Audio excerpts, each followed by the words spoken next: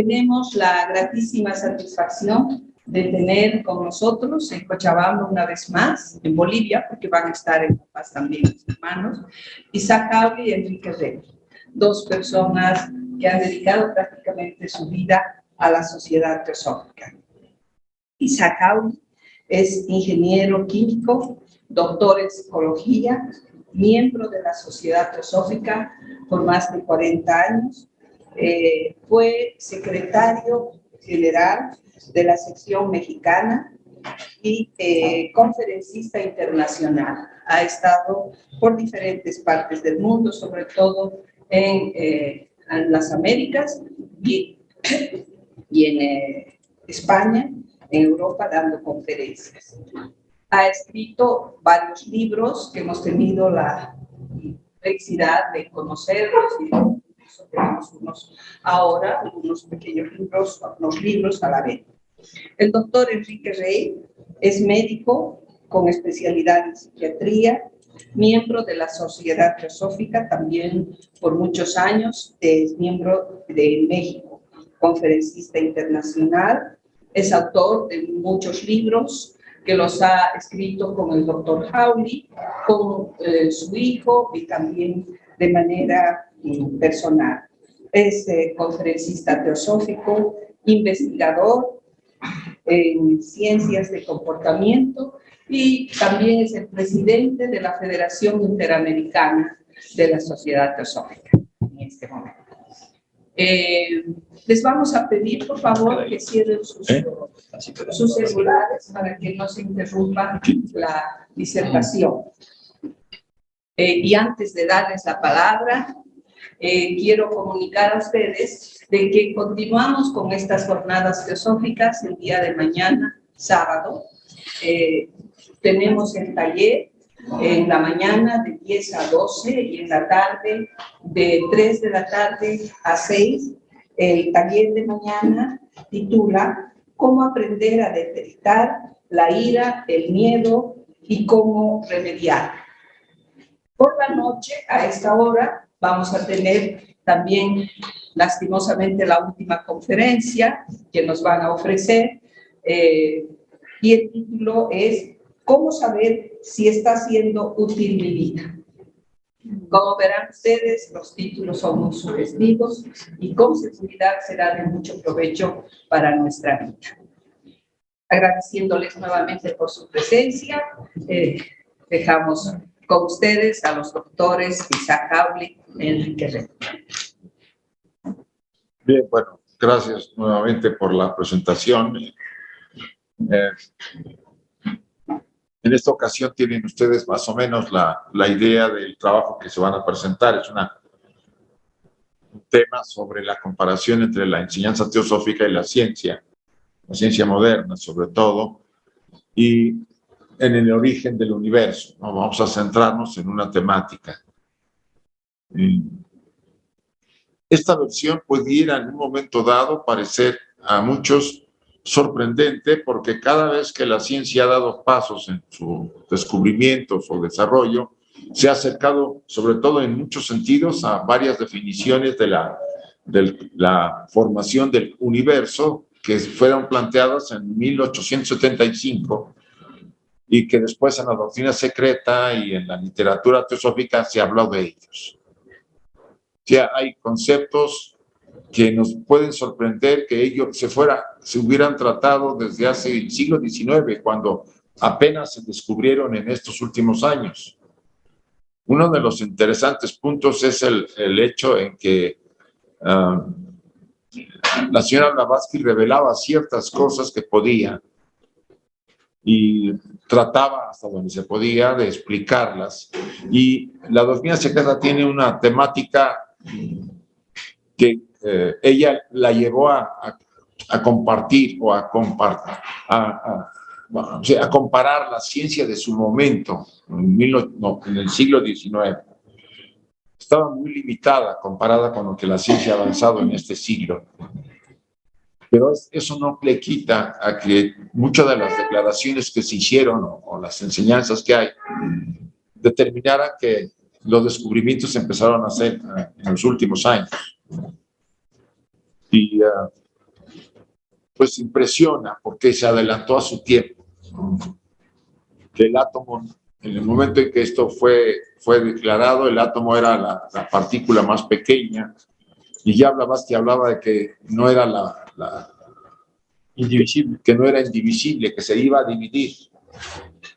Hablamos años antes de que Niels Bohr y todos ellos desarrollaron las teorías de la formación o de la composición del átomo. O sea, para que ustedes se den cuenta el peso de la enseñanza.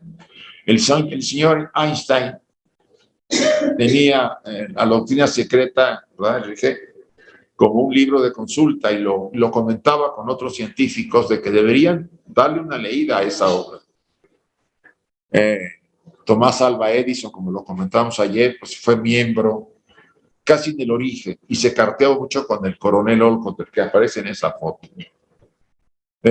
O sea, hay un elemento muy importante que en ese momento no tuvo el auge porque la ciencia estaba limitada, pero en estos últimos años, sobre todo, por ejemplo, el movimiento de los átomos, o sea, Annie Besant y Leadbeater hicieron un estudio en la química oculta de la composición del átomo, de la formación de los átomos.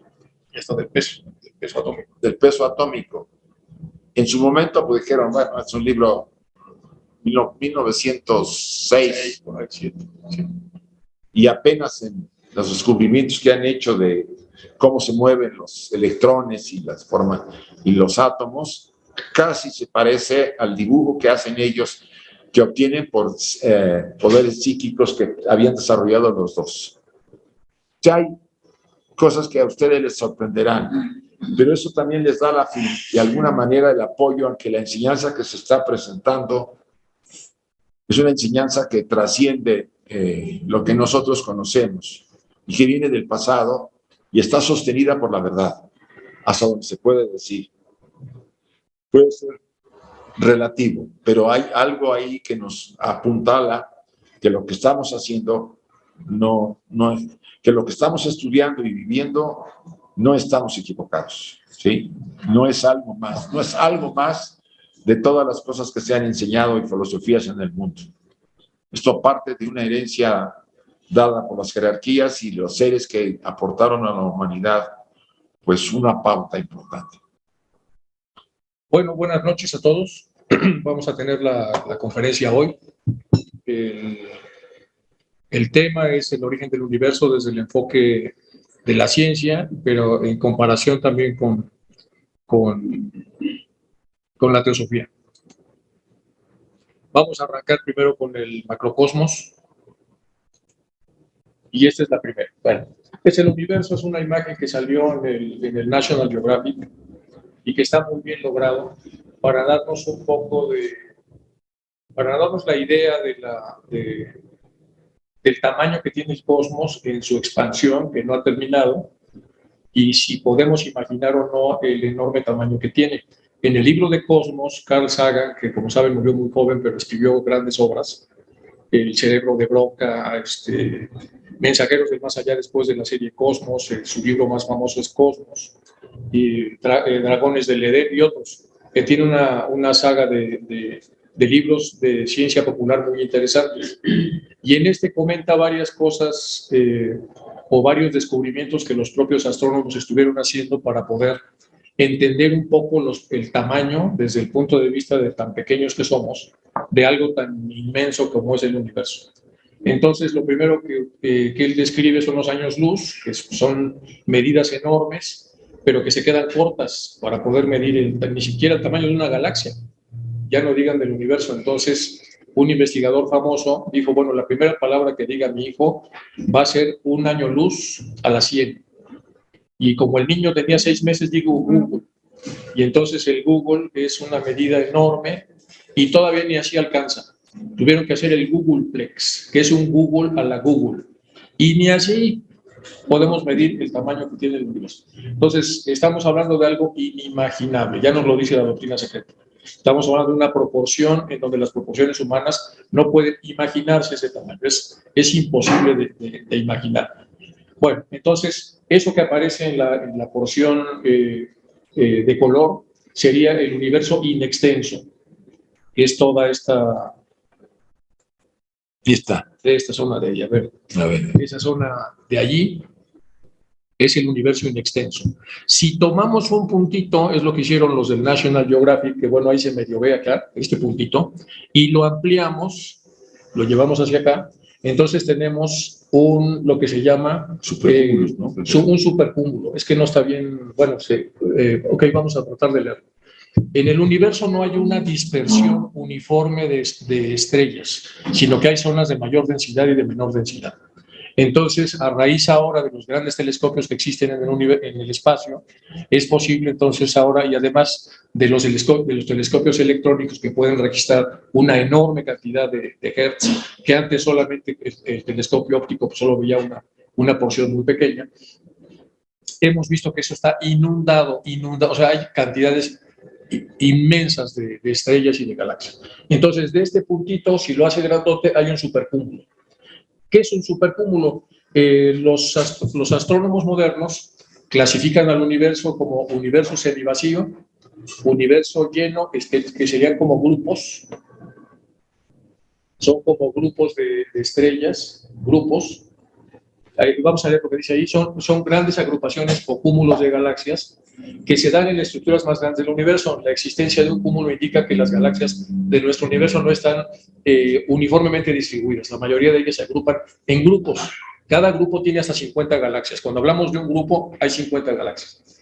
Pero los cúmulos, por otro lado, pueden llegar a tener hasta 1000 galaxias. Y los supercúmulos van a tener miles de galaxias.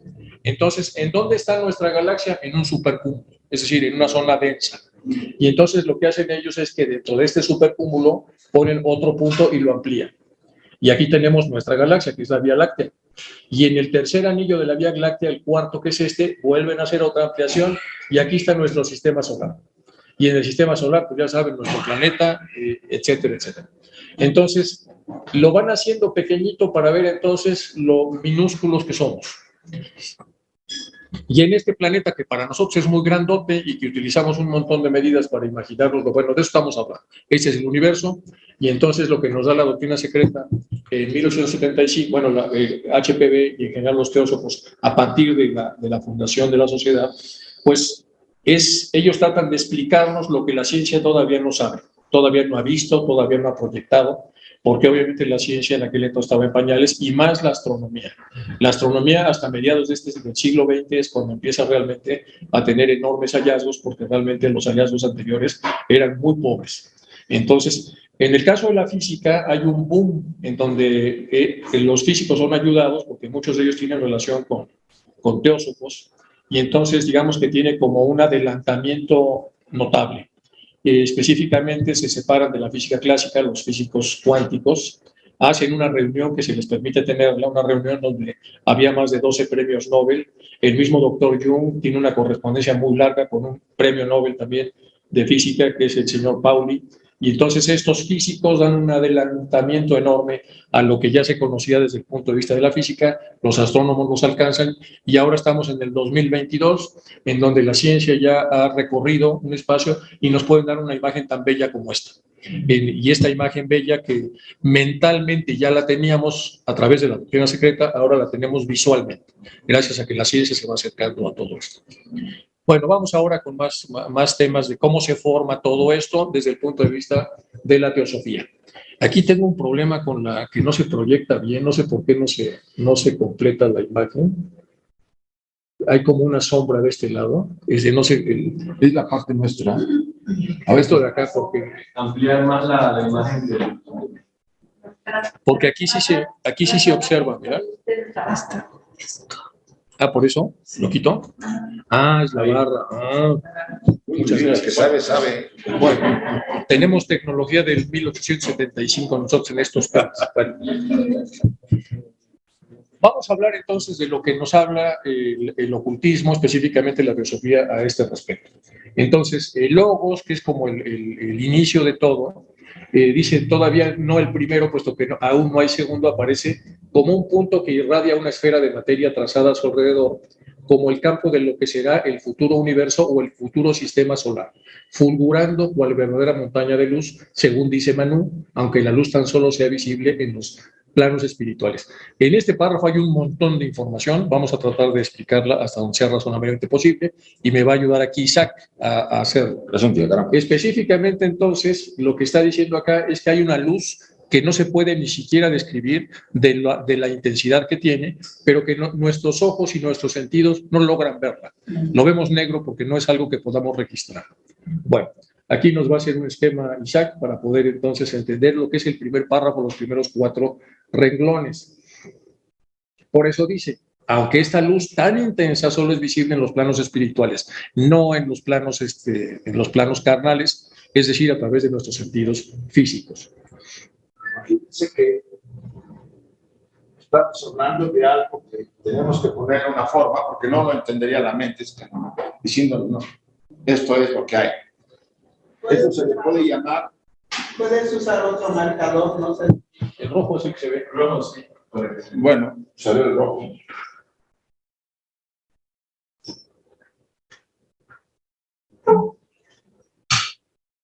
Vamos a decir que esto es lo que está rodeando. Esto es el espacio.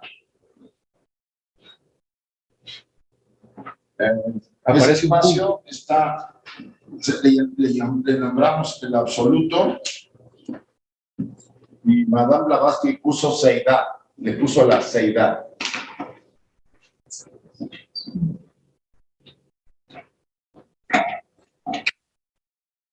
Es un punto.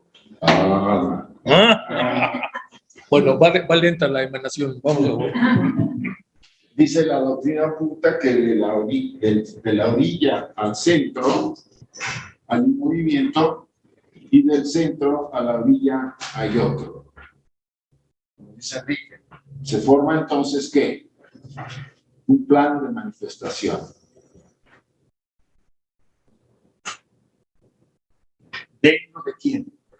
De ese inimaginablemente grande De la seidad, de la divinidad, si quieres ponerle eso, de lo verdadero, lo que sostiene eso. O sea, estamos dentro de ella. Esto puede captar, ¿verdad? Bien. Ya tenemos el plano donde va a surgir el universo, lo que acaba de escribir Enrique. ¿Sí? Dentro de este plano, se llama plano de manifestación. Algo ocurre en un momento determinado y esto es potencialmente la seidad manifestándose a través de un plano finito. Ella es eterna, infinita, no puede describirse, no tiene cualidades, es simplemente, ya ha existido siempre. Esto es temporal. Dura un Mahavamantara, o sea, un universo. Dentro de eso surge un punto de diferenciación potencial. Esa, en este momento, es solamente potencia, no hay manifestación, pero ya hay una diferenciación en el plano de manifestación. Este punto lleva simbólicamente, recorre varias fases, pero vamos a utilizar la más conocida. Eso se convierte en el logos inmanifestado. Y en el logos inmanifestado surge el segundo logos, espíritu y materia, la dualidad de la que tanto hablamos. Y finalmente viene la mente.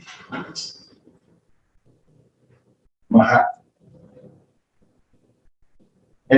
Esto pasa por varias fases, pero lo hemos sintetizado ahorita porque Enrique tiene aquí escrito el tema. ¿Qué quiere decir? Que a partir de la mente surge, perdón, te borro esto, los 7 primordiales. O sea, 7 jerarquías de seres en un plano de manifestación. Ya es el primer plano de manifestación. Estos 7 primordiales son uno con la mente universal. Y ellos captan la mente porque la mente universal está ahí, pero no es existente mientras no haya quien la tenga en su mente. O sea, nosotros tenemos una mente y captamos la mente universal al grado de desarrollo de cada uno de ustedes. Los seres primordiales, los 7 primeros, captaron a la mente universal y vieron el programa de este universo, los planes. Ellos son los arquitectos, se puede decir.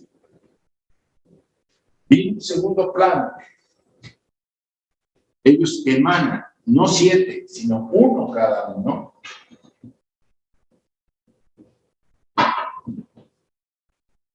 Son los 7 vipikas, o los 7 coordinadores del karma del cosmos, del universo, de los cuales solamente se hablan de 4 de ellos. ¿Por qué? 3 son secretos, no se toca su tema de los 3. Solamente se habla de 4. Es una parte de... Blavatsky insiste mucho en la doctrina oculta.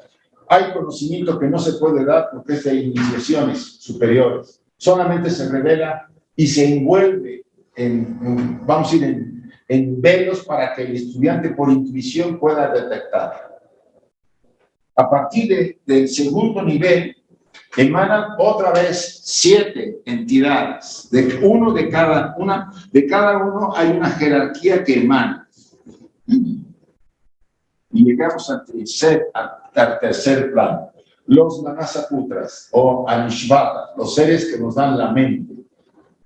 Estamos hablando de los niveles más elevados espirituales. Y de estos 7, ahora sí empieza de cada uno a qué. La diferenciación. La diferenciación en el siguiente plano, y de cada uno emanan 7. Y así se van formando todos los planos de manifestación del cosmos hasta llegar al ser humano. Nosotros somos parte de los 7 primordiales. Somos los 3 lobos y los traemos todos en nuestra estructura. En esta parte, para hacerle sincera relación a Atma, aquí está que los 3 lobos. Y cada uno de estos aspectos representan los diferentes planos de manifestación. Nosotros tenemos conciencia de todo el universo guardada en esas potencialidades que tenemos. Este es el primer universo. Ha habido 2 universos. Este es el universo de la luz. Eso lo dicen los Puranas. Y Blavatsky se adhiere a esa versión. En este primer universo surgieron las jerarquías, la base de lo que será después la materia para poder formar el universo secundario, el fenomenal. Este es el noumenal. Viene esto en antropogénesis, en cosmogénesis, para los que lo quieran estudiar con detalle. Entonces, hay un espacio entre este universo y el siguiente que dura 4.300, creo que 20 millones de años, donde Brahma duerme. Y este universo queda potencialmente detenido. La materia, bueno, algo. Cuando están los tres lobos ya formados, vienen de la seidad, eso debería desde antes, viene una especie de radiación a través del plano de manifestación. Y esa energía que emana del lobo sin manifestado recorre los 3 lobos. Y después regresa a la fuente y vuelve a la seidad. Este es un universo de luz. Después del descanso de estos 4.320 millones de años, vendrá el universo de la oscuridad. Este es nuestro universo, el de la oscuridad, el de la materia. Suena fuerte, pero es así. Aquí fue formado Luzbel entre los 7 primordiales, entre las jerarquías superiores. Y él es una deidad tan elevada que lamentablemente las tradiciones religiosas lo han hecho un demonio, y no es así. Luzbel significa el lucero de la mañana, y está relacionado con Venus, la estrella que es hermana de la Tierra. de donde se supone simbólicamente vienen las jerarquías que nos dan la mente. Todo eso, de alguna forma, sintetiza. Esto lleva sesiones y sesiones, ¿verdad? De diagramas y estudio. Vemos los lunes. Si ustedes quieren entrar los lunes al estudio de la doctrina oculta, aquí tienen las claves, pueden entrar. Estamos dando clases todos los lunes y viendo todo. Ya vimos antropogénesis, estamos en cosmogénesis. Terminando cosmogénesis, volvemos a repasar antropogénesis y creo que les puede interesar. Yo creo que es suficiente para mí. Bueno, como verán, ese grado de complejidad, vamos a dejar las preguntas al final, si no, como esto es muy denso, si hacemos preguntas nos vamos a desarticular, perdón. ¿Bien? Bueno, aquí lo que está comentando Isaac, entonces, es lo que empezaron a leer los científicos a finales del siglo XIX. Y ustedes pueden imaginarse, si aún en la actualidad es complicado, pues cómo sería esto para los científicos de aquella época. Por eso Einstein tenía como libro de cabecera La doctrina secreta, y lo que sabemos es que en la correspondencia que Einstein tenía, no me acuerdo con alguno de los físicos, porque ahora no lo tengo en la mente, pero hay una correspondencia que se ha rescatado, donde le dice Einstein al otro físico, le dice, te sorprenderá lo que dice esta señora de la creación del cosmos, se te va a caer la baba. Y hay una correspondencia que se ha rescatado, y ese es el índice, por lo menos que yo encontré, a reserva de que hay que preguntarle a Gaspar, que es otro que sabe mucho de estos temas, si hay más correspondencia a ese respecto. Pero es como obvio que Einstein bebió un poco de esta información, y eso ayuda mucho al físico, porque le da un sentido acerca de cómo orientar mejor su búsqueda, las cosas que tiene lo que va a buscar, lo que va a encontrar, etcétera, etcétera. Bueno, pues aquí tenemos, esto es más o menos lo que ya comentó Isaac, y como tenemos mucho material, entonces ya no lo vamos a repetir, pero es prácticamente lo que ya nos ha explicado. Solo que viene aquí con detalle, cómo surge entonces, etcétera, cómo se hace aquí una parte diametral, se hace un diámetro, y entre el diámetro, que sería la parte de la materia, y la parte del centro, se establece una serie de vibraciones. Es casi lo mismo, pero con más detalle. Ya lo verán con mucho más detalle los que decidan entrar en la clase de... Los vídeos de lo que se ha dado desde el año pasado, desde marzo, están en el YouTube de la Federación, y viene desde antropogénesis y empieza cosmogénesis de una manera mucho más completa para el que quiera verlos. Hay material que se manda, guías de estudio, y todo eso se puede mandar si les interesa aquí a los hermanos entrar, porque también supongo que hay de tener estudios de la doctrina secreta. Pero bueno, está abierto. Bueno, un poquito nada más en la segunda manifestación se retrae un tanto de dicha esfera para constituir la voluntad condicionada. Mucho de esta información trae explicaciones en forma vivencial acerca de las funciones que tiene cada uno de estos elementos súper sutiles, o sea, de la porción más elevada.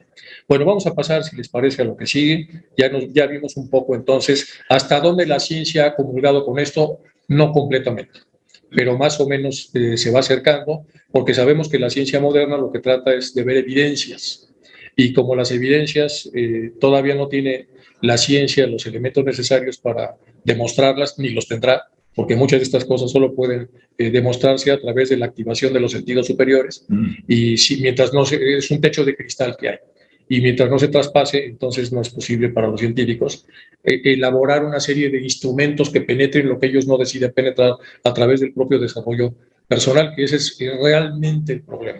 Bueno, ahorita están sucediendo cosas en el campo de la ciencia, de descubrimientos, en donde, por ejemplo, la materia negra bueno, se vas a tocar el tema, ¿no?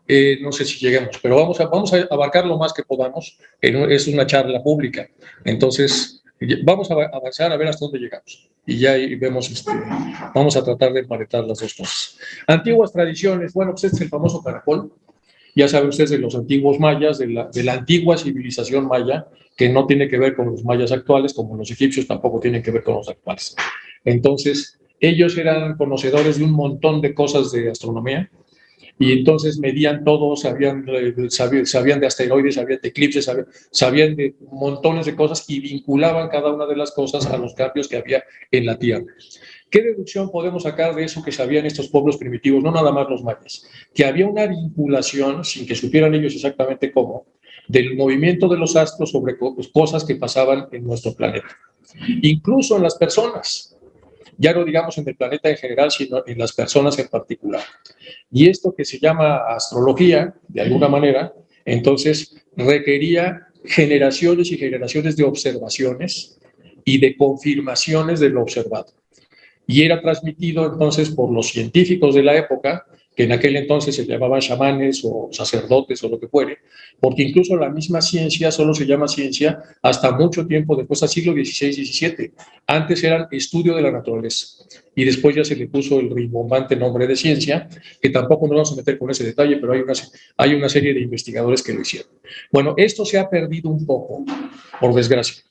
Y entonces la ciencia generó, lamentablemente, un abismo entre lo que está descubriendo y el alimento que podría haber tenido acerca de todo lo que ya existía, de la tradición egipcia, la griega, etcétera, etcétera, todas las tradiciones que ya hablaban de este tipo de beneficios. Y eso es por la personalidad, es por los temas de lo que fue la ciencia en su momento, la independencia que hizo la ciencia sobre las antiguas tradiciones para dedicarse, según ellos, a descubrirlo todo, para el método famoso científico de observación y experimentación a base de cosas tácitas. No nos vamos a meter con ese tema, pero eso limitó mucho. Se recupera con Einstein y muchos de los físicos que vamos a ver más adelante, pero ya habíamos perdido ahí 500 años tranquilamente. Bueno, más temas. La famosa tríada espiritual de la que nos habló aquí Isaac en esta parte de acá. Tenemos ahí Atma, que es la parte espiritual, la parte más elevada, más el triángulo que ya nos habló aquí Isaac, y aquí vienen varios de los planos.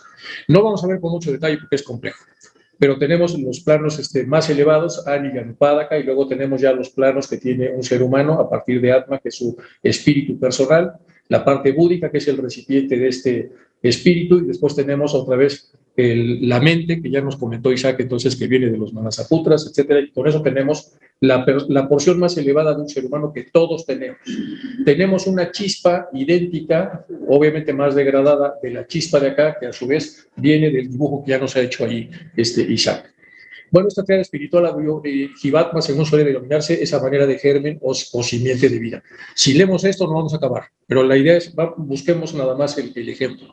Un ser humano es esto, más las porciones inferiores, más la vinculación de esto con las porciones inferiores. Es decir, el ser humano es un ser humano completo, como ya lo hemos visto en el esquema que nos ha puesto Isaac en los días anteriores. ¿Y qué quiere decir eso? ¿Que nosotros estamos contenidos en qué? De la fuente. ¿Qué nos contiene?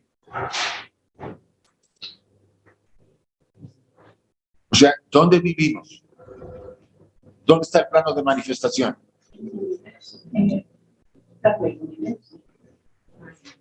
El plano de manifestación está dentro de quién? De la seidad, del absoluto. ¿No lo pescan? O sea, al final vivimos ahí adentro. Estamos dentro de lo eterno. No estamos fuera, estamos dentro de él o de ello, porque no se le puede poner un nombre, un género, nada. Es inconcebible para la mente humana entender ese concepto, pero eso generó algo dentro de sí y formó, irradió el cosmos, el universo. Entonces, estamos dentro de lo divino, todo es sagrado. Es el todo. Es el todo, no sé, la palabra absoluto creo que le tiene claro que entender, ¿no? O la palabra Seidat que la acuñó Blavatsky para intentar entender ese concepto.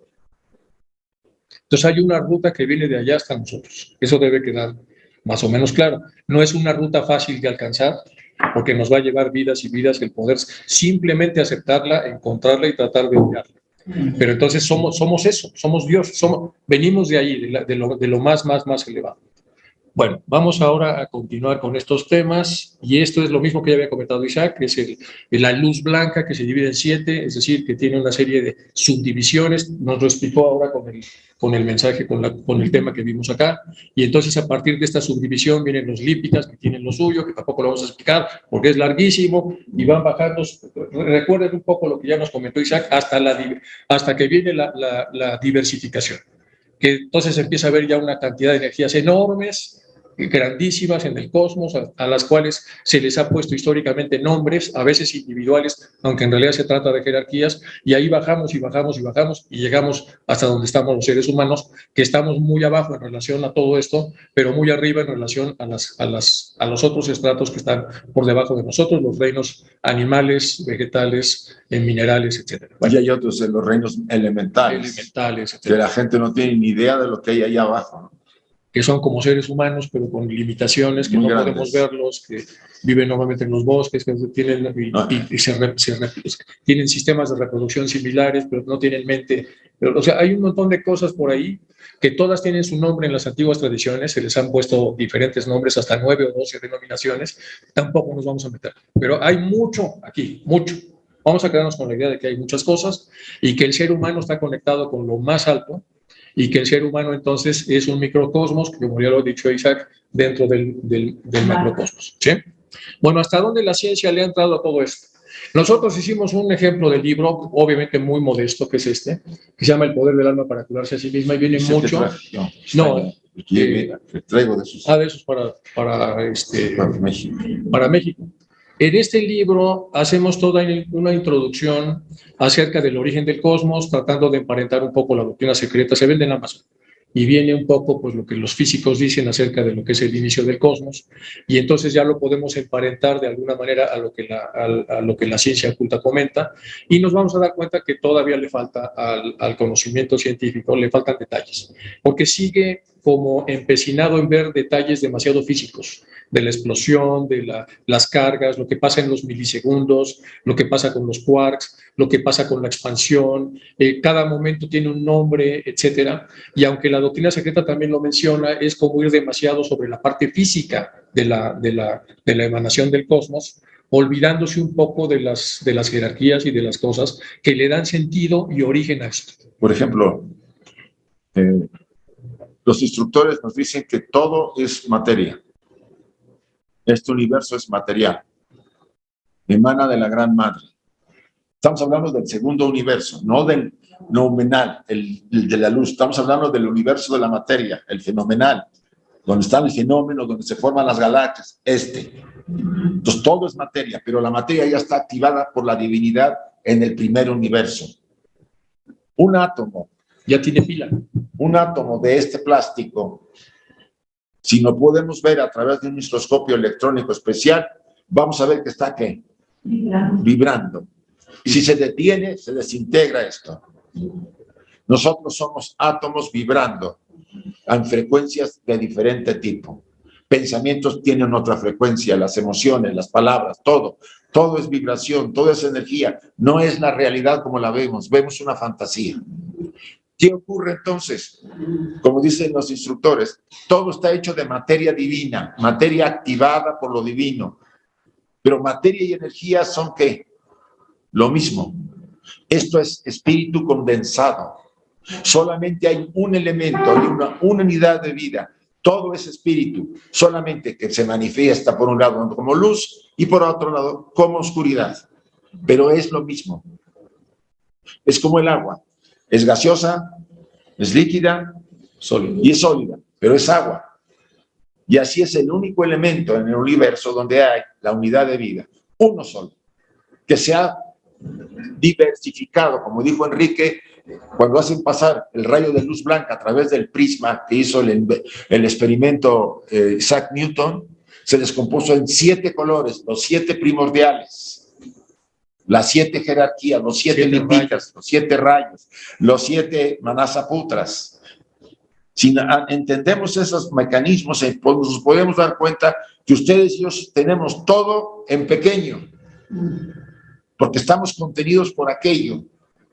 Y todo lo que vemos tendrá que evolucionar, porque todo es divino, incluyendo la materia, como nosotros la vemos sin vida. Esto tiene más vida de lo que se imagina. Como cualquier cosa que vemos, los pisos, las paredes, todo está dentro de la seidad, de la eternidad. Mientras no entendamos eso, nos parecerán las diferencias que nos manda la mente, las diferencias que nos llevan a matarnos entre nosotros, entre los hermanos humanos, cuando jamás deberíamos haberlo hecho. Porque nos vemos diferentes, porque nos vemos de otro nivel, de otro color de piel, de otra ideología. Estamos perdidos en la ilusión de la Matrix y no vemos la realidad. Despertar a esa realidad es el objeto de la enseñanza teosófica. O sea, tomar la pastilla azul, roja, en lugar del azul. Si ustedes van a tomar, estudian teosofía, tarde o temprano tomarán de la roja para despertar a otra realidad. Y no es tan dura como se ve ahí, sino es una realidad que nos libera. Bueno, ya para completar un poco lo que comenta Isaac, los átomos que tienen su propia unidad vibracional y que tienen subpartículas y aspirillas, que la ciencia tampoco ha llegado mucho a ese tema, pero entonces son muy complejos. Cuando están unidos para formar, como dice Isaac, el bolígrafo, se forma una especie de jerarquía que los mantiene unidos, cohesionados. Y entonces este partículo tiene átomos que han decidido cohesionarse y por lo tanto adquieren una forma en el mundo fenomenal. En el momento que perdieran esa unidad, se desintegra. El ser humano lo mismo, todos los órganos, todos los sistemas son subsistemas que tienen formas, que se mantienen cohesionados mientras dura la vida de una persona, por lo menos en el plano físico. Y cuando se retira aquello que les da cohesión, se desintegra. Entonces, estamos en un universo donde hay conglomerados, así como en el universo hay conglomerados de átomos que hacen formas. Y estas formas adquieren visibilidad, casi todas, no todas, a través de los sentidos físicos que tenemos. Pero están vivas, cada uno de los elementos están vivos, aunque han decidido permanecer ahí. Se le ha llamado jerarquías, regentes, el que coordina aquello. Por eso la medicina china se dirige a los regentes de cada víscera para pedir permisos y para incluso sobre curaciones o lo que sea. No hay nada como loco detrás de esto. Hay tradiciones de miles de años que tienen mucho que ver con este sistema. Por mucho que puedan parecer como tonterías, en realidad tiene su base. Bueno, existe una voz sánscrita que significa origen, nacimiento, causa, producción, aparición, etc. Ya saben que cómo es el sánscrito, que utiliza muchas de las palabras que normalmente existen en las lenguas latinas. El universo se origina en forma de emanación, nos dice la teosofía, pero vayamos a la ciencia. Según la teoría del Big Bang, la materia era un punto infinitamente pequeño y de altísima densidad. Se parece un poco al tema de Logos, más o menos. Que en un momento dado explotó y se expandió en todas direcciones. Ya no se parece tanto, pero bueno, más o menos sigue. Creando lo que conocemos como nuestro universo, lo que incluye también el espacio y el tiempo. Esta misma teoría sostiene que en un instante, la trillonésima parte de un segundo, aquí empieza la necedad científica de medirlo todo a través de los esquemas que conocemos. La trillonésima parte de un segundo, ¿qué es? Imagínense, ¿quién se puede imaginar eso? Entonces, si un segundo es muy complicado, pues la trillonésima parte va. Bueno, en la trillonésima parte de un segundo, tras el Big Bang, el universo se expandió con una velocidad incomprensible, desde su origen del tamaño de un punto a un alcance incalculable. La expansión aparentemente continuó luego más espacio durante los siguientes miles de millones de años. El Big Bang significa en inglés gran explosión, Big Bang. Su nombre proviene de la explicación que propone el inicio de todas las cosas, un estado originario de alta densidad y temperatura incalculablemente alta, concentrado todo en un punto mínimo inimaginable. En el interior, enormes fuerzas que provocaron una gigantesca explosión que dio origen al universo, al tiempo y al espacio. Es lo que nos dice la ciencia. Pero la doctrina oculta dice, la gran madre expira y genera el cosmos. Inspira y lo retrae en ella. ¿No? Entonces, si le llaman a eso Big Bang, perfecto. ¿Qué es lo que hace el corazón? Lanza la sangre y la regresa para purificarla. La vuelve a lanzar. Nosotros lo hacemos. Inspiramos y expiramos. Estamos repitiendo lo que hace el cosmos, el universo a nivel macro, en pequeño. Nuestro universo pequeño, nuestro microcosmos, repite las mismas funciones del macrocosmos. Pero no acabamos de verlo porque nos cuesta.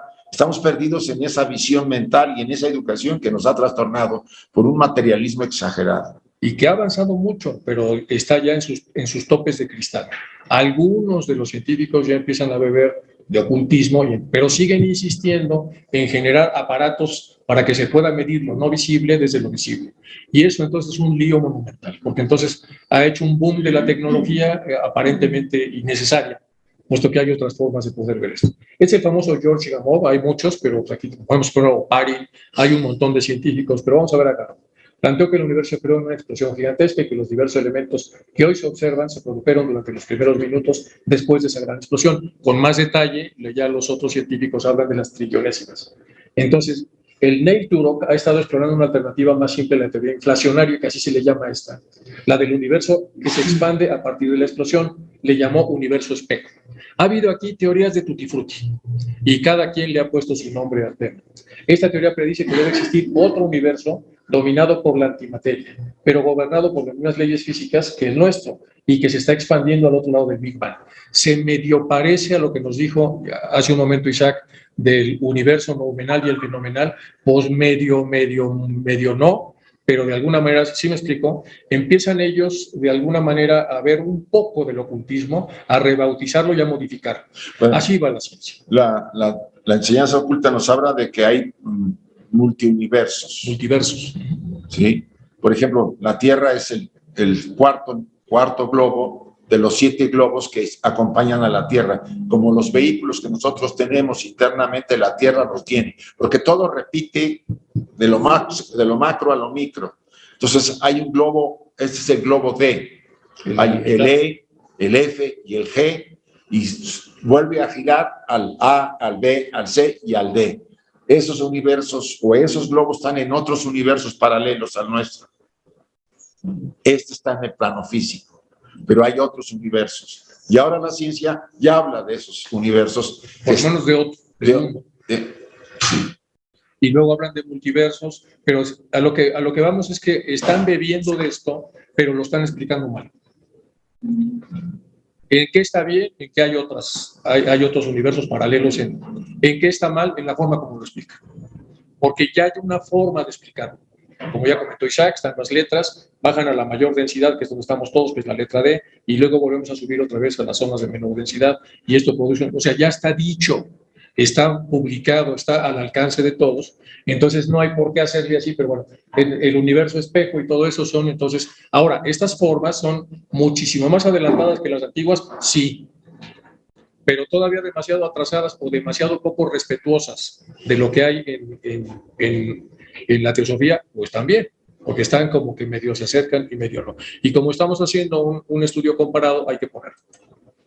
Aquí está el famoso Roger Penrose, que también es muy famoso, y su equipo crearon la cosmología cíclica conforme al famoso CCC de los universos que burbujean y se expanden y mueren una y otra vez. Se parece también al conocimiento teosófico. Mira, ahí están las letras A, B, C y D, los globos y los niveles. Si quieren, lo volteamos un poco para que puedan ustedes observarlo, los que están tomando ahí está. Bueno, es lo que estaba comentando Isaac. Y gracias, muchas gracias por ponerlo. Los que estudiantes de teosofía, esto ya lo sabemos, los simpatizantes a lo mejor no, pero bueno, la idea es que sepan cómo existe esto, para no detenernos tanto en el detalle, estamos comparando lo que la ciencia entonces está explicando en relación a lo que ya existe. Bueno, este Gamow entonces con Roger Penrose acierta todo el agujero negro disuelto en una huella, como una huella grabada en las frecuencias de radiación del espacio y que sobrevive a la muerte aparente del universo. Si dejan huella, no hay una desaparición absoluta, pues algo queda. El famoso tema de los agujeros negros. Cuando se va comprimiendo una galaxia, se incrementa la fuerza de gravedad.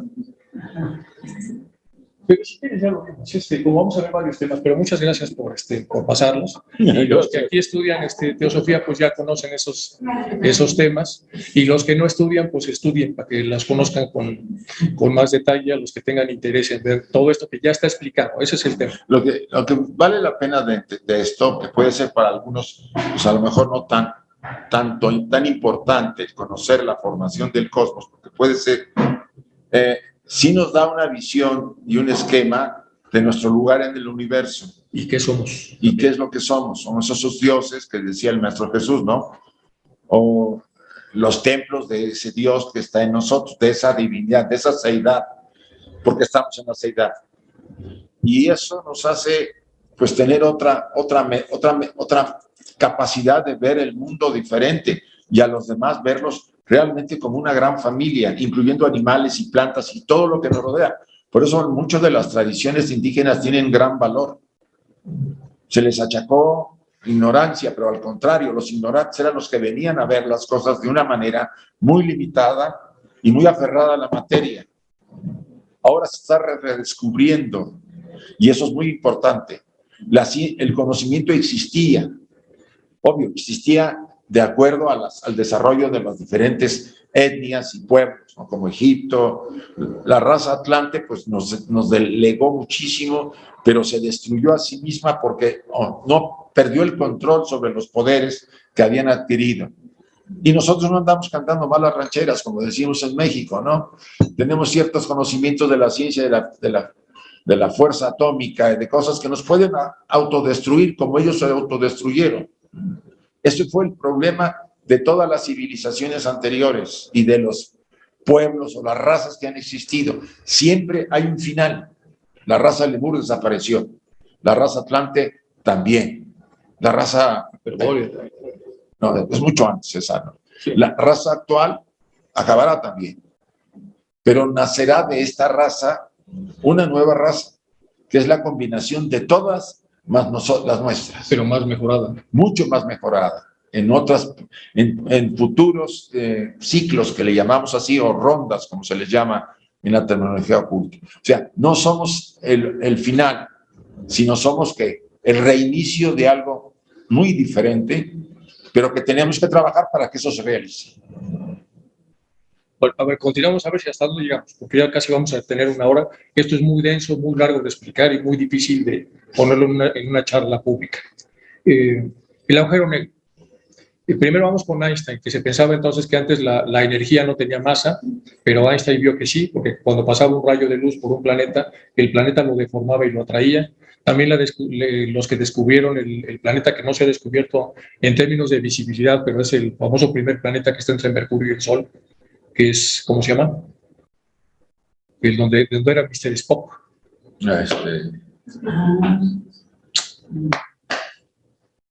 Tiene un nombre... Bueno, se les queda de tarea para los que no han visto Los Reyes de la Guerra de las... Bueno, hay un planeta que está entre Mercurio y el Sol, pero el Sol es tan grande y es tan que no se veía, pero la curvatura, la órbita de Mercurio, en algún momento dado de su curvatura, se modificaba. Entonces, de ahí se dedujo que había otra masa que lo atraía.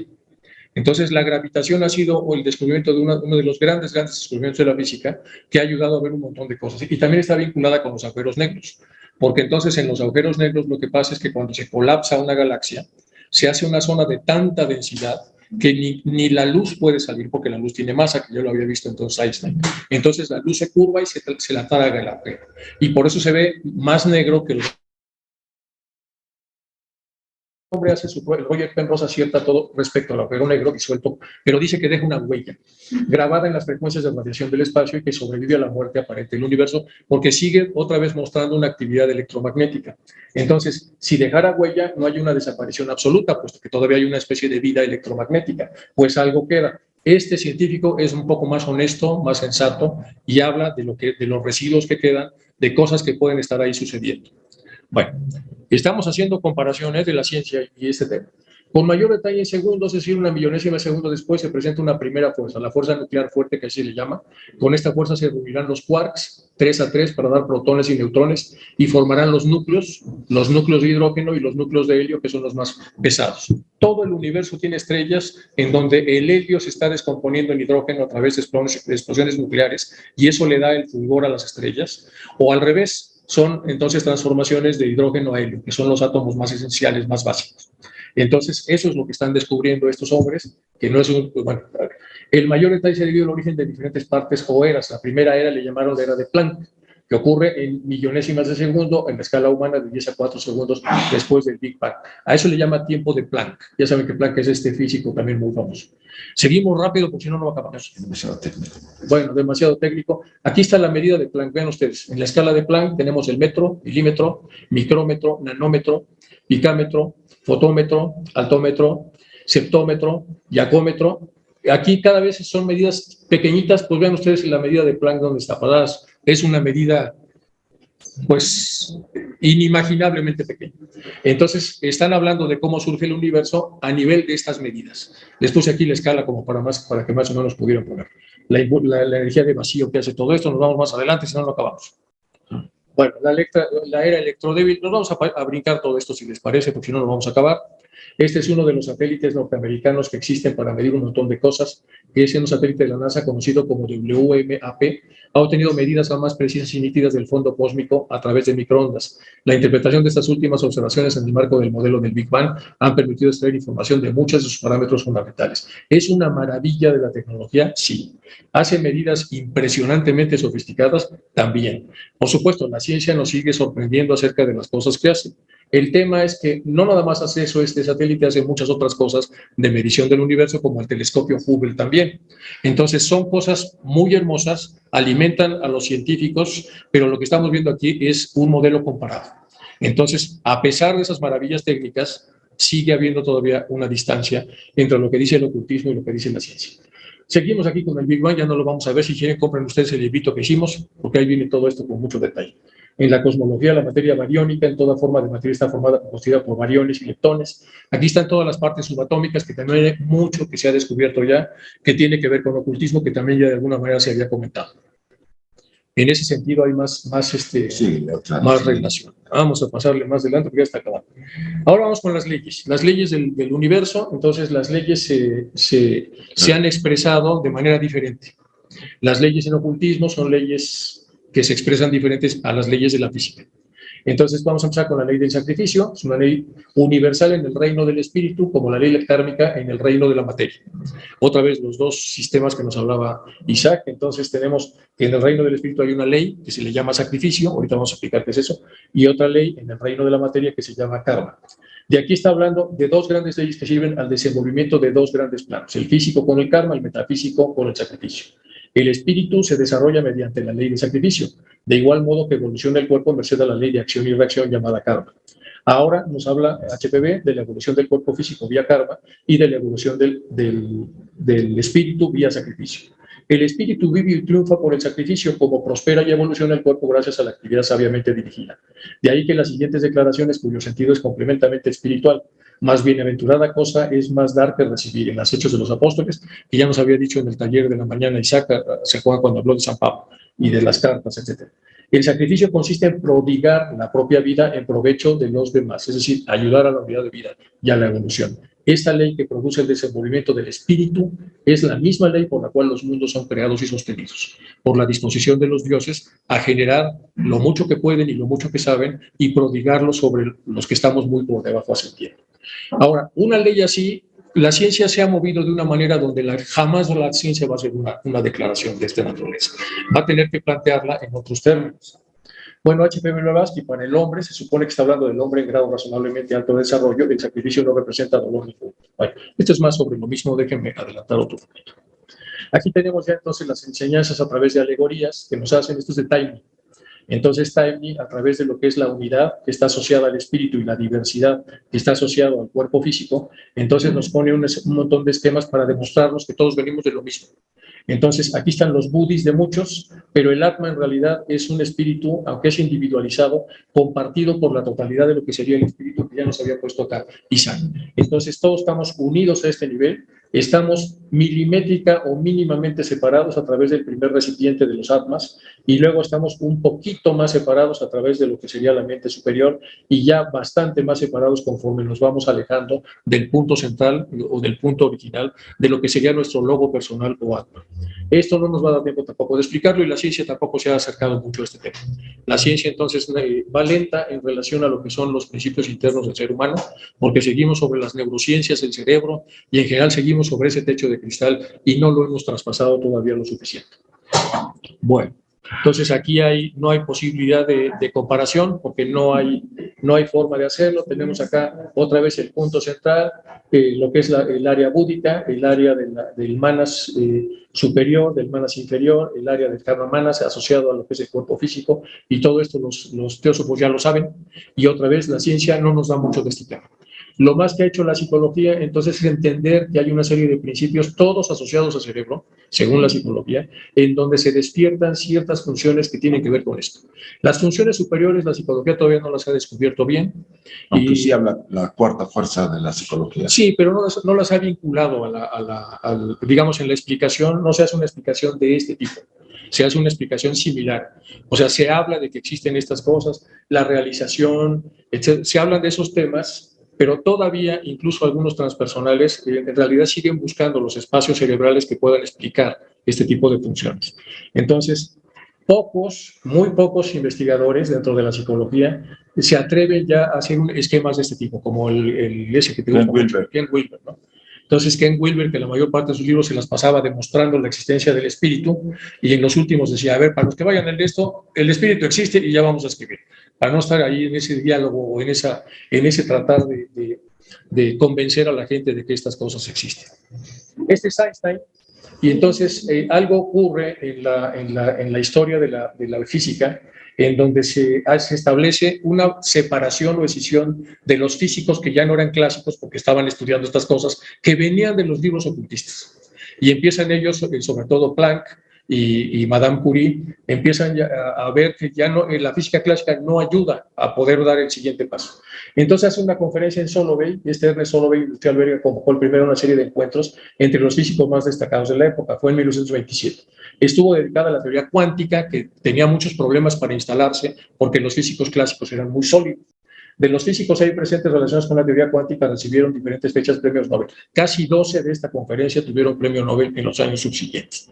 Y estos son los físicos, como verán ustedes, hay de todo tipo. Aquí está Planck, aquí está Madame Curie, por aquí anda Einstein, que era joven, era muy joven para la época. Aquí está Bernstein, en general están grandes de los físicos que serían, aquí vienen los nombres. Está Schrödinger, está Heisenberg aquí, vean ustedes, todavía muy joven también. Está Bruno, Former, Watson, Richardson, y muchos de Lorentz, y bueno, Planck, que está aquí, que también ya muy mayor, junto con lo que sería, bueno, se reúnen, discuten y sientan las bases y entra como cañonazo Entonces, supuestamente estos fueron ayudados, porque dieron un brinco monumental en una época en donde si no hubieran sido ayudados, esto hubiera caminado obviamente con mucho mayor lentitud. Gracias a esta física, entonces la gente se ha abierto también más al ocultismo, porque estos físicos empiezan a describir las cosas de una manera diferente a lo que son los físicos clásicos y nos ayudan mucho. Entonces aquí podemos ver que la comparación entre el ocultismo y la realidad de la física ha tenido una gran aproximación gracias a los físicos cuánticos. Estos son algunos modelos que hemos generado en los libros que hacemos. Este es el plano físico, este es un plano más intermedio hasta la parte búdica, el plano átmico, luego tenemos el plano monádico que está arriba, hay varios planos que van hacia arriba y hacia abajo, pero en esta parte del medio pasan un montón de cosas. Empieza la mente, Mahat, aquí se desprende, según nos dice Anivesan, primero en la Ahamkara, que es el sentido de yoidad, de yo soy, luego el pensador, que tiene todas esas alternativas de mente. Una mente mucho más unificada, que es la que está relacionada con la parte espiritual, y una mente que se va dualizando y que va hacia la parte de Kama, que tiene su propio color rojo, etcétera. Aquí está la función de energía, etcétera, etcétera. Estos modelos, aunque no son exactos, responden a lo que leemos de ocultismo y le tratamos de dar forma esquemática para poder entenderlo. Y entonces vienen varios detalles ahí para poder explicar. Voy a dejar que pregunten. Bueno, muy poquitito más, nada más. Las colaboraciones que ha habido que son muy buenas. Aquí está la famosa colaboración entre un físico cuántico famosísimo que es premios Nobel, que es este hombre acá, y luego pues, este es el doctor Jung, que admira mucho Isaac y que normalmente lo cita. Entonces tiene una correspondencia larguísima y de ellos salen un montón de cosas. Entre ellos, por ejemplo, esquemas como esto, de la energía indestructible, el espacio-tiempo en forma de un continuo, lo que son las consecuencias y la causa, que es lo que sería el karma. Todo eso lo hicieron los dos a través de una correspondencia que duró muchísimo tiempo. Luego, este es un libro maravilloso que hace Anivesan posteriormente, que se llama Estudios sobre la Conciencia, y de la cual tenemos aquí un chorro de cosas que no nos va a dar tiempo de ver, porque al final bien tenemos ahí los átomos permanentes y de todo, pero no nos va a dar tiempo de ver. Al final les vamos a dejar esta presentación, ya ustedes la estudian con mucho cuidado, para que tengamos a lo mejor un espacio para... Como verán, hemos hablado rápido y se nos fue ya 1 hora 10 minutos. Este tema es enorme. Pero vamos a pasar entonces, si les parece, a la parte de preguntas. Se puede concretar es que la tradición oculta no solamente trata de develar la constitución del ser humano y su naturaleza verdadera, sino que también la del cosmos, porque dice que entre el cosmos y el ser humano todo es uno. Entonces, uno puede decir, oye, es demasiado. Los que vamos más por el ñaña yoga, o sea, la yoga del conocimiento, nos encanta este tipo de materia. Pero hay quien va más por la devoción o hay quien va más por la acción. Entonces, lo importante acá es sacar que la enseñanza en la que estamos nos puede transformar si decidimos vivirla y seguir un patrón de transformación. No está obligando a nadie a nada, no se pide que lleguemos a nadie, simplemente se pide que seamos capaces de darnos cuenta que somos aquella deidad, aquella seidad que nos contiene a todos y que podemos escalar esa pirámide, si quieren verlo así, esa montaña de la realización.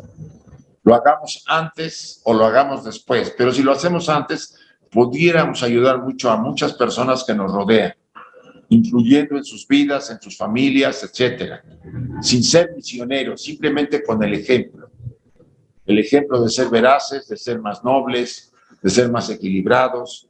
Eso influye mucho y además aporta a la comunidad un aliento de esperanza para los cambios que queremos.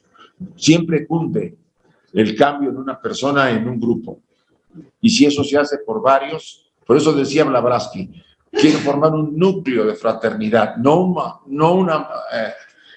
montón de gente, sino un núcleo que sea capaz de transformarse, y eso influirá en todos. Bueno, pues pasamos, ¿les parece, a preguntas? Esta es la fotografía con telescopio electrónico, con radiomicroscopio, más parecida a lo que es este sistema de anillos bencénicos.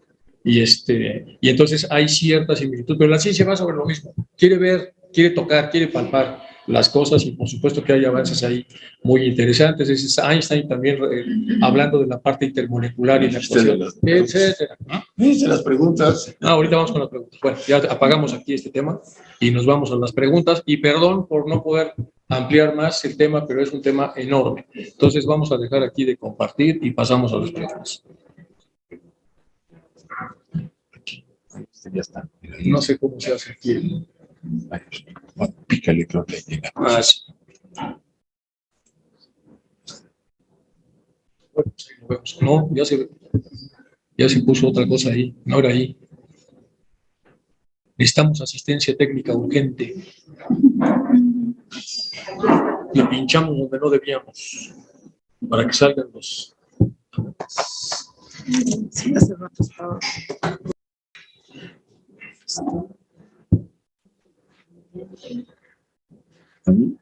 Sí, puede ser, ¿verdad? Ahí está. Salir, ¿no?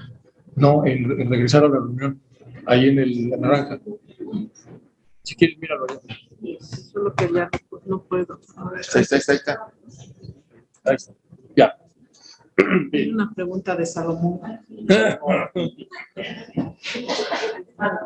A ver, Salomón, ¿qué quieres preguntar? Espérate, hay que abrir los micrófonos. A ver, otra vez nuestra asistente técnica, porque no metamos la pata. Espera.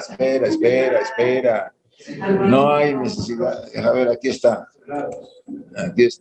Participantes. Aquí, órale. Aquí, se pica acá y se abren los micrófonos. Ahora están abiertos, Salomón. Sí, buenas tardes, Isaac y Enrique, muchas gracias. Quiero preguntar algo que siempre me ha inquietado acerca de el movimiento de los planetas alrededor del Sol, que lo hacen de una manera elíptica. Y hay un afelio y un perihelio. En el afelio disminuye la velocidad del planeta y en perihelio aumenta la velocidad del planeta. ¿Cómo es que puede lograr esto para que la Tierra o los planetas en general no se vayan o no se acerquen al Sol? No sé si me expliqué.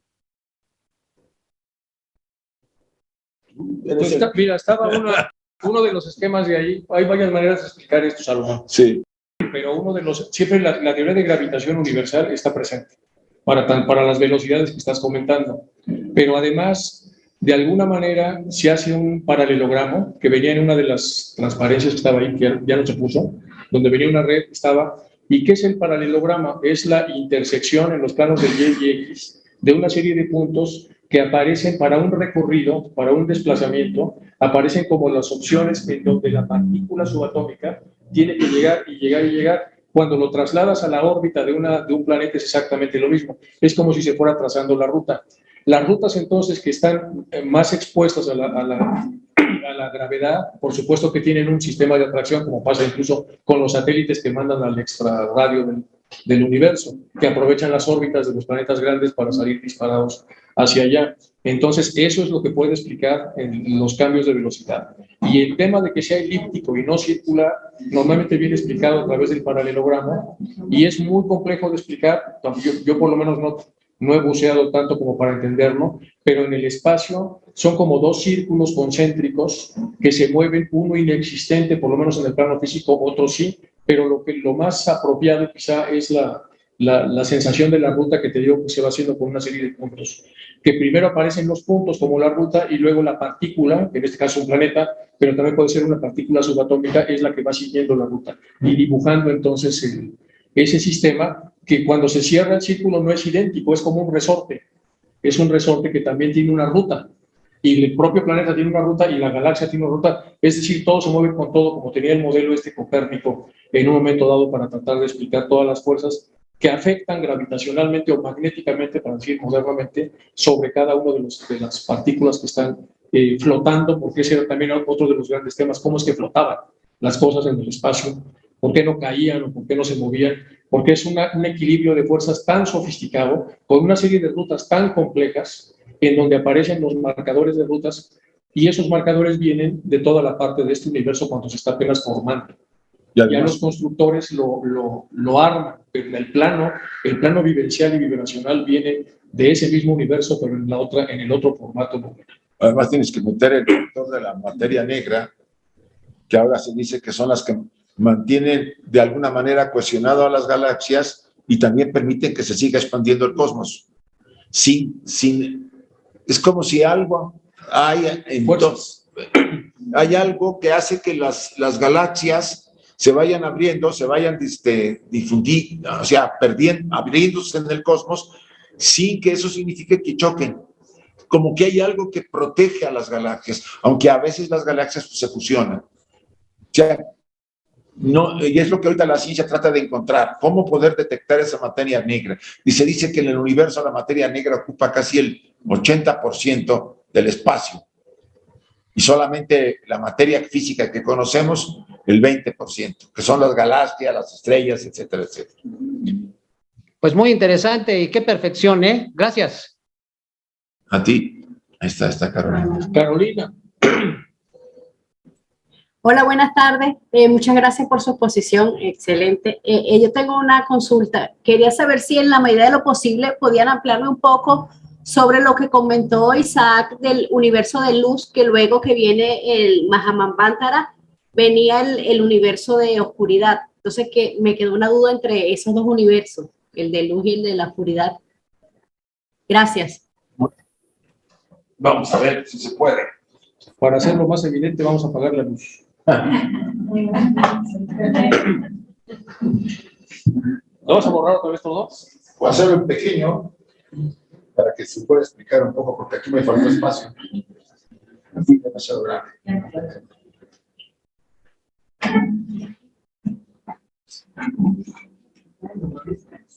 Tenemos acá. Ahí estás viendo, Carolina, ¿estás viendo el dibujo? Sí, gracias, Enrique. Tenemos acá la seidad al absoluto. Irradia sobre sí misma.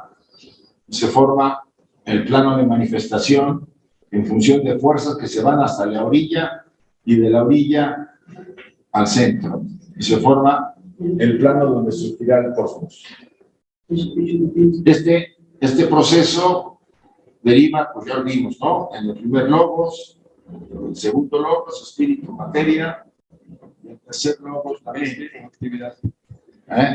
Después vienen los 7 primordiales, son jerarquías que son las van a realmente a diseñar, van a ver el programa del cosmos y cómo se va a cómo van a ser emanado para que los trabajadores, los que van a trabajar físicamente en el cosmos, sepan qué hacer. Es como el arquitecto y los albañiles, no sé, lo pueden entender eso, ¿verdad? Sí. A los albañiles se les llaman constructores. Entonces, aquí va a haber 1, 2, 3, 4, 5. Vienen acá, los lipica. En el siguiente plano, también son 7. Después vienen los 7 que son los manasaputras. Y después de cada uno de los manasaputras se dividen en 7 series o jerarquías que van a emanar en cada plano, y después de estos 7, y después de estos a su vez 7, y así hasta el infinito casi. Ese es el noumenal. Este es el universo noumenal. Del noumenal. Aquí tiene 7 etapas que nos dicen los Puranas hablan de 7 periodos. En el 7º periodo se forman los dioses. Hablando aquí. Pero hay periodos previos donde la materia del absoluto, la materia básica, va empezando, que es una energía, va empezando a ser la base de lo que será en el siguiente universo. Aquí nuevamente, la seidad emanará lo que estamos viendo acá, pero este es un universo fenomenal y también tiene 7 etapas, que aquí ya no puedo acabar de poner. Volverá aquí a salir también los 3 logos, vendrán los 7 primordiales, después los Dipika, después los Manasaputras, pero este universo es de materia. Y este es un universo de luz. Aquí hay un espacio de 4.300 millones de años que queda suspendido este universo, un statu quo, se detiene. Pero nuevamente, en este universo ya no está la seidad girando alrededor de los 3 lobos, porque ya la materia que está aquí, la energía aquí ya está vivificada por la eternidad. Con esta energía se forma el siguiente universo. Entonces aquí se habla que es la Gran Madre Inmaculada la que forma el universo material, que para nosotros es luz, pero esto es la oscuridad. La verdadera luz está aquí. ¿A esto qué nos lleva? La Biblia habla de los 7 días de la creación, habla de esta parte, no habla de esto.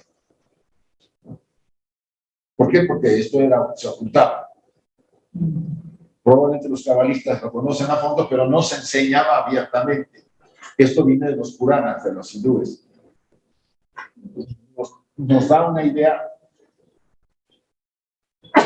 Gracias. Nos da una idea de que estamos en 2 universos diferentes. Perdón. 2 universos diferentes. Uno es la base de la energía, que será la materia aquí, y también la base de las jerarquías que aquí surgen serán las que vendrán acá a gobernar. En nuestro sistema solar serían las 7 jerarquías que gobiernan los 7 planetas sagrados. Nuestro sistema, la Tierra no es sagrada. No, es pobre, muy pobre. Sagrado Mercurio, Venus, Marte, Saturno, Venus y Mercurio. El más grande, Júpiter. Esos son los. Hay uno más que nos dice la tradición oculta que está junto a la Luna, pero que no se ve. Un planeta oculto. Hay 2 planetas ocultos para formar los 7 sagrados. Y ahora, de los demás planetas, Urano, Plutón, Neptuno, eran conocidos, pero eran de enseñanzas iniciáticas, no se revelaban. ¿Por qué entonces tenemos, el ser humano tiene aparentemente 7 principios? 7 y 3 de logos, ¿cuántos son? 10. 10. Y todavía hay 2 más. Tenemos 12 principios. Pero esa clasificación es muy compleja. Entonces se decidió, la Vázquez decidió por 3, por 7. Sí. Pablo decía por 3, cuerpo, alma y espíritu. Los egipcios hablaban de 10. En las pirámides, en las escrituras de las antiguas pirámides del Imperio Antiguo, aparecen 10 principios. Mañana, el domingo, hablaremos de ese tema. Si los que quieran ver el Zoom sobre las iniciaciones en Egipto, y relacionadas con las iniciaciones en la enseñanza teosófica. ¿A qué hora va a ser el domingo? 12. 12 de aquí. Sí. 11 de México. 11 de México. Sí. ¿Mañana o el domingo? Domingo. Es la conferencia de los domingos. Y la siguiente semana es la segunda parte. Y veremos, yo le pediré a Chu que les mande el libro de Lam Doat, que es el libro básico del más allá, y para que vean las correspondientes con la enseñanza de las cartas de los Mahatmas sobre el más allá, ¿sí? Hasta donde se pueda. Se los vamos a mandar para que ustedes los tengan. Ustedes los descargan, porque no pueden, se manda uno y ustedes descargan, los pueden ver ahí en el vienen casi a color, vienen de la tumba de Tutmosis III, de ahí fueron sacadas las fotos. ¿Sí? Entonces, hay 2 universos, sí. Este se fue la base y este es el segundo del que vivimos. Nuestra jerarquía humana o los seres humanos estamos más o menos por aquí abajo. De lo espiritual a lo material. Pero recuerden, todo es espíritu. La materia que aparentemente forma este universo es espíritu condensado. Porque solamente hay un elemento. La unidad de vida, que es el primer objetivo de la sociedad teosófica, la gran fraternidad. Todos estamos acá, somos hijos de la fuente. Somos hermanos y hijos de la fuente. Minerales, animales, plantas, porque todos son átomos de vida de la seidad que está aquí, que nos contiene. Quien completa eso, se dará cuenta que se abre un campo muy especial, no solamente en los estudios, sino en su desarrollo personal. No hay límite. El ser humano no tiene un límite para su desarrollo. Al final de su vida, aparente que es limitada esta. Piensen ustedes en estos principios que son eternos. Jamás mueren. Irán entrando en trajes para crecer y crecer. Y se abre un horizonte que no somos capaces de entender. ¿No?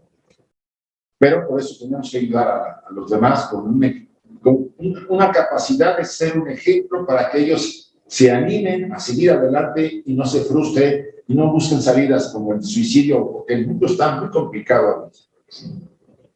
Es nuestra responsabilidad. Cada quien puede hacer lo que quiera para ayudar a los demás, pero la principal es cambiar nosotros para que el mundo cambie. Es la clave. Y es la clave que HPV y casi todos los grandes ocultistas lo dicen. Lo dicen los cabalistas, lo dicen el budismo, lo dicen todos. Usted se transforma y se transforma todo lo que hay alrededor de ustedes y el mundo. Pero bueno. Espero que le haya contestado a la chica.